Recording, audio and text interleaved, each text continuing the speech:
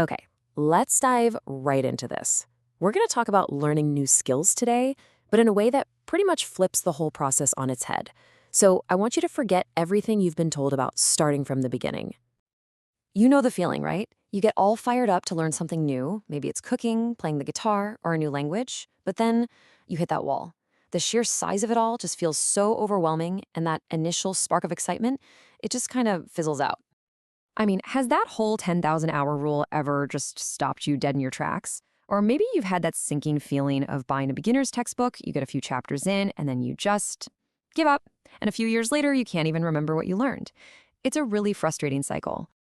And that right there, that's the heart of the problem. According to our source, Robert Twigger, the biggest reasons we fail are exactly that. We give up, we lose that forward motion, and we get distracted. That first hurdle is where most of us stumble, and we're left with this graveyard of half-finished projects. But what if I told you there's a better way? A kind of counterintuitive way to learn that just sidesteps all of that frustration. A way to get that incredible, rewarding feeling of success almost immediately.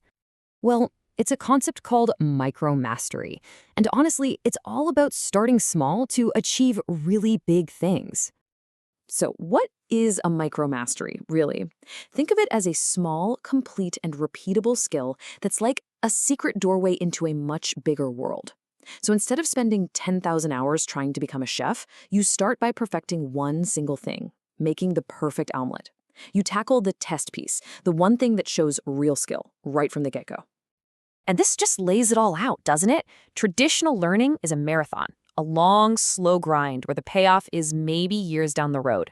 Micromastery, on the other hand, gives you a quick, satisfying win right now. That immediate success floods your brain with all these rewarding chemicals, which is what keeps you motivated and hungry for the next thing. So, how do you actually do it? Let's break down the blueprint and see how this all builds. You see, every micromastery, whether it's that omelet or learning to surf, it shares a common structure that you can use to learn pretty much anything you want. It all kicks off with something called the entry trick. Now, this is a piece of insider info, a small tip that just skyrockets your performance from total beginner to competent in a single stroke.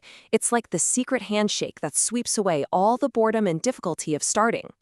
And this is the perfect example. I mean, look at this. You've seen these impossibly balanced stones and they look like magic. Well, the secret, the entry trick, isn't about finding flat spots.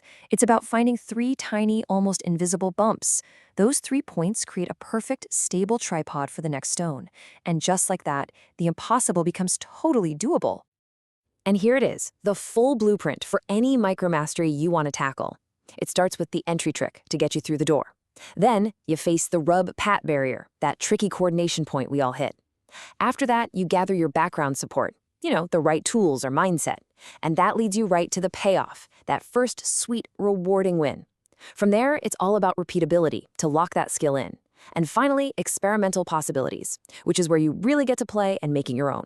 This 6-part framework, it's your recipe for success. Let's talk about that rub-pat barrier for a sec, step 2. It's that moment you have to do 2 opposite things at once, like rubbing your stomach while patting your head.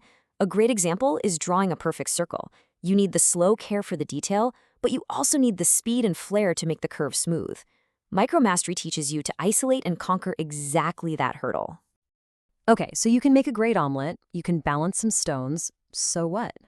Why does any of this matter in the long run? Well, because collecting these small skills, it leads to a really profound payoff. Every single time you learn a new micromastery, you are physically, literally changing your brain. This is not a metaphor. As neuroscientist Dr. Michael Merzenich explains, you're forging new neural pathways. It is the ultimate use it or lose it scenario for your mind, and it keeps you sharp, adaptable, and so much more resilient. And what happens when you keep collecting these micromasteries? You start to become something of a polymath, someone with a really diverse and powerful range of skills and knowledge. And if you think that sounds a little far-fetched, just look at this number. It is staggering. The data shows that even the most hyper-specialized people on the planet, we're talking Nobel Prize-winning scientists, are 22 times more likely to also be performers, artists, or craftsmen. These seemingly unrelated skills actually cross-pollinate and spark brand new insights. And that's the real magic here. Collecting micromasteries creates synergy, where your skills actually make each other better. It boosts your creativity because you can connect ideas that nobody else sees a connection between.